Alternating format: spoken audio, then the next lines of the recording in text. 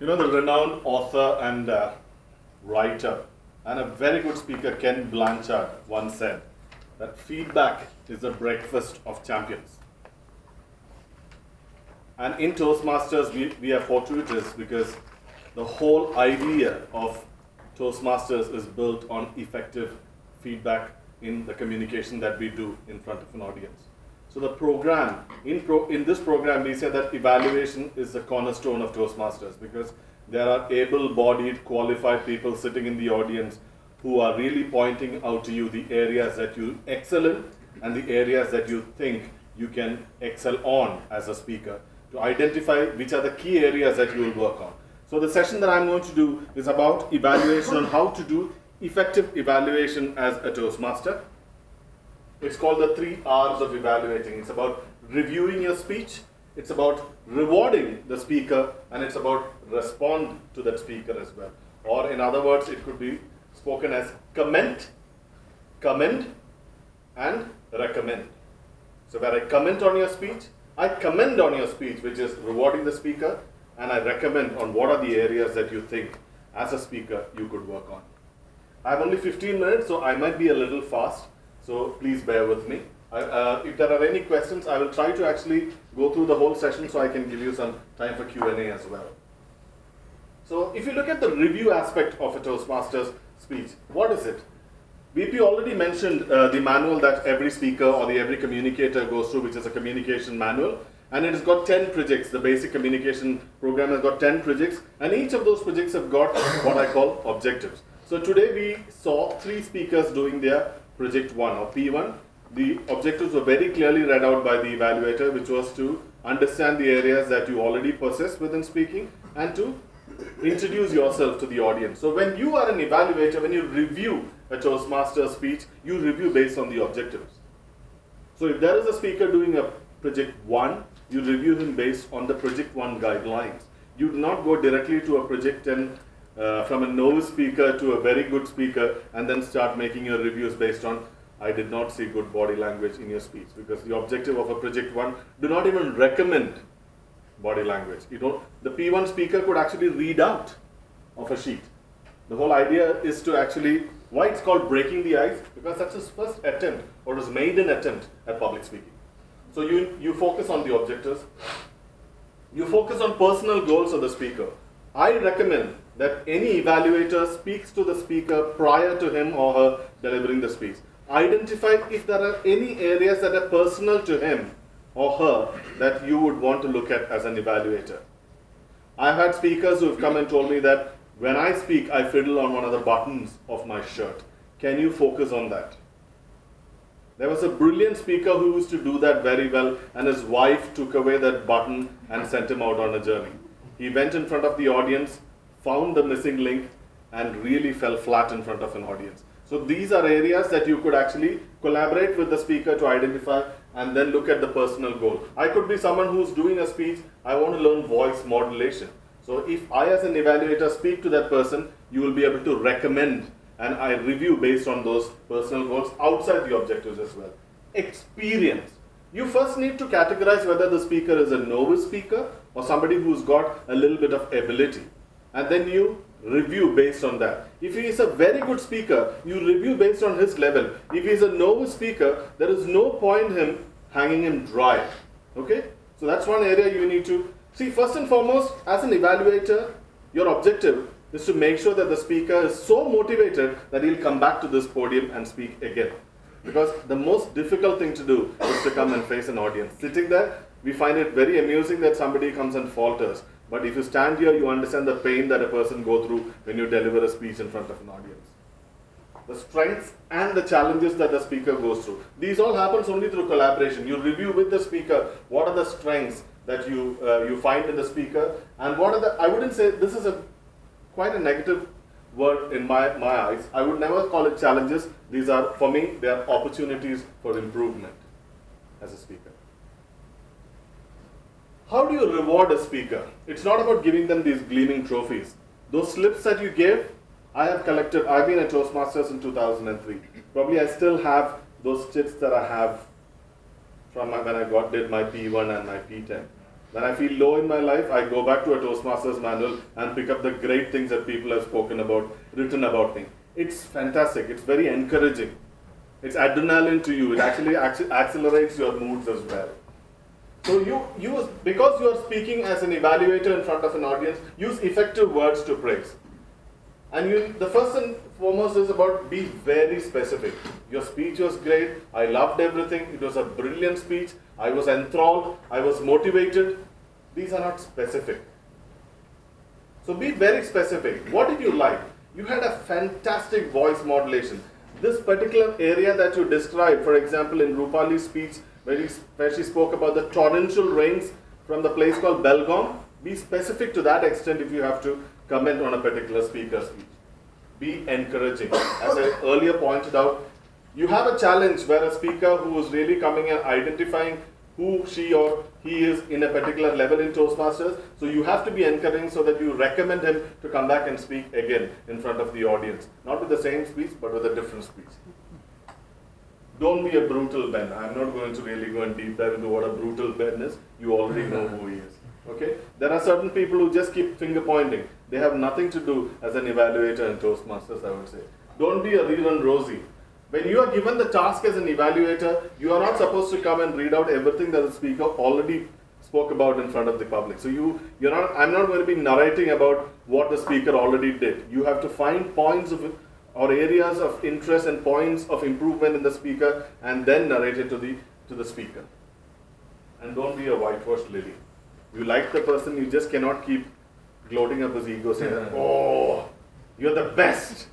That's not something that you're doing because you're not actually giving him any room for improvement. If you just keep on whitewashing the person is going to go down the hill when it comes to his speaking prowess, I would say. Use the Oreo approach. It's what I call the sandwich method of evaluation. Two beautifully crafted sentences of the speech with a sandwich in between, which is actually an area of improvement.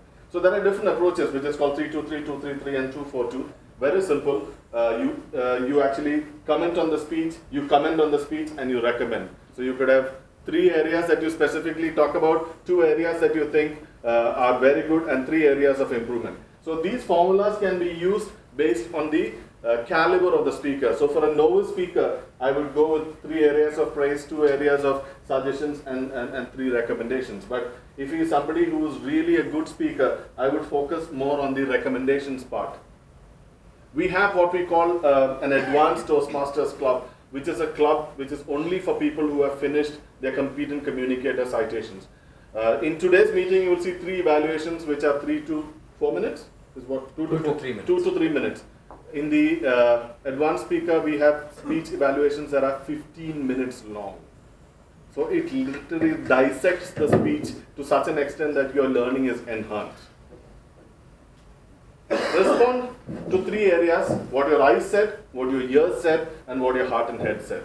So what you saw, what you heard, and what you felt are the 3 areas that you comment on, not what your neighbor heard, what you heard. Extremely important. And even when you play back your evaluation to the audience or to the speaker, it is all about I heard it.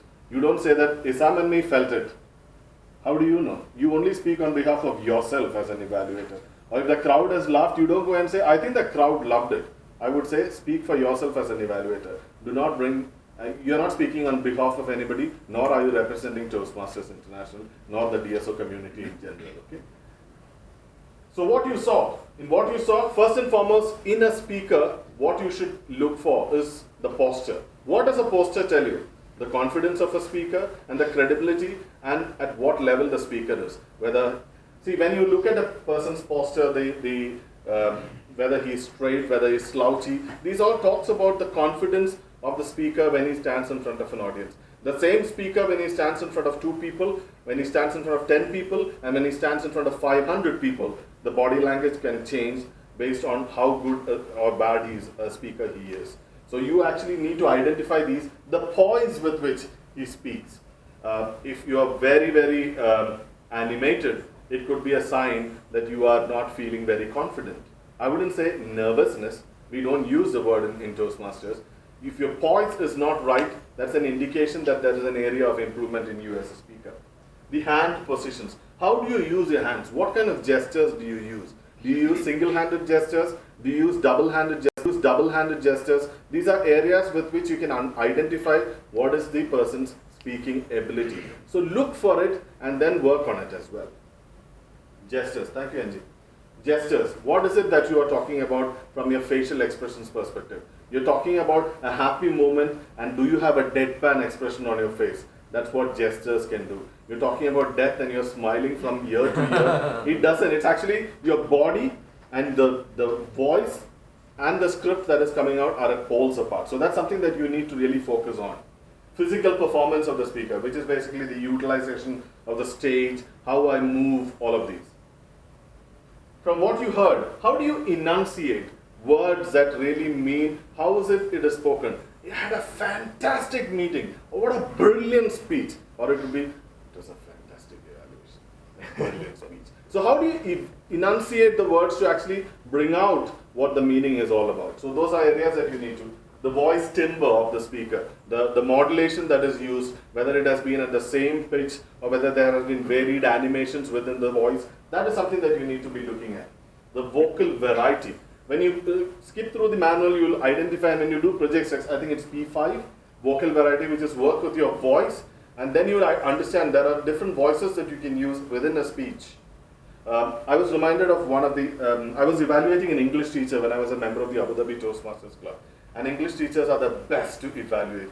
They have such beautiful vocabularies and ideas. She spoke about voices in my wardrobe.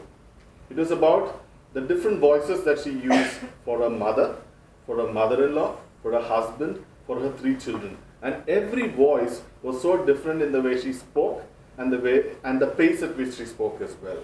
From sensual to being really sensitive as well. You know, that was a beautiful, one of the best speeches when I did an evaluation on vocal variety. So when you're sitting on that side of the fence, listen to it, understand this.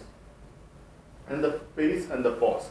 A normal, what do you call, Asian community, Middle Eastern community speaks at a fast pace of around 140 words per minute. That's very good conversation when you're one-to-one. But when you are sitting in an audience, you would like to hear it at 100 to 110 words per minute.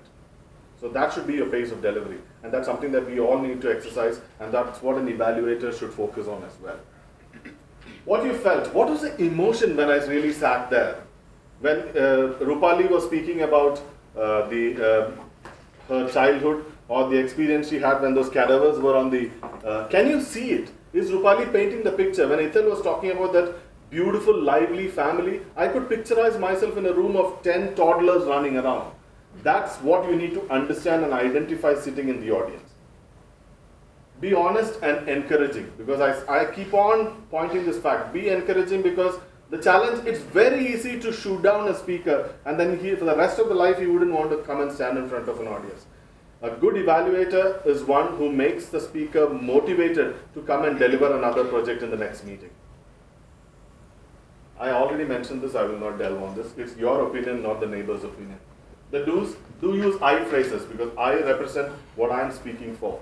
Give your reaction and your opinion, not everybody else's. Use a pleasant tone. Just because I'm an ACS, what it stands for is an Advanced Communicator Silver. That doesn't give me the authority to look down upon you and speak. So use a pleasant tone, and do recommend. You review the entire speech and you review it very well, and if you walk away without recommendations, that means you're not giving speaker the ability to come back and do a better performance. So you need to recommend. And do use a third party style, as in you're the third person watching a story unfurl in front of you as well. That's how you really do an evaluation. The don'ts, don't nag. Oh, I don't like it. Okay? Don't use words like but. I'm not sure if, see, many of this, we use this very often in our conversations. Oh, what a brilliant dress, but it doesn't really look good on you. Everything before the but is completely forgotten. So there is no point putting a fantastic point and then using that crazy word called but in between, or sins, all of these. So don't use such kind of a style when you do your evaluation. And you're not an authority to say that, I think you should do this. No, you can recommend. I recommend that in this speech, you could have used this pace of delivery. You don't go and say that, I think this is the way and you should do this. No. You're not an authority, right? Don't speak for others. Don't dispute opinions. You might have an opinion. The speaker has their opinion as well. So you're not here for a debate. You're only evaluating a speech. And don't steal the speaker's limelight. It's his day or her day, the speaker's day. You're not here to actually do an oratorical speech about how great an evaluation is. You are a facilitator. And facilitators are leaders that don't steal thunder from under the legs of people whom they're evaluating. And that's what you should always do as an evaluator as well. I'm done. Sorry I was fast, but I have no option. He gave me only 15 minutes.